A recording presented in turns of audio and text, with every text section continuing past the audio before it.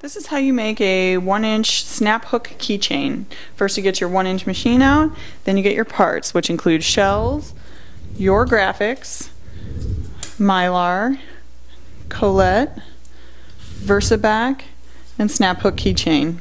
We'll start with the pickup die facing us. Insert the shell into the pickup die, smooth side up. The graphic goes on top of the shell. The mylar goes on top of the graphic. Rotate the die table around, insert the colette into the crimp die, sharp side up. Pull the handle all the way down towards you, lift the handle back up, rotate the die table around, pull the handle down a second time, remove the button from the machine, insert the VersaBack into the back of the button, and snap on the keychain.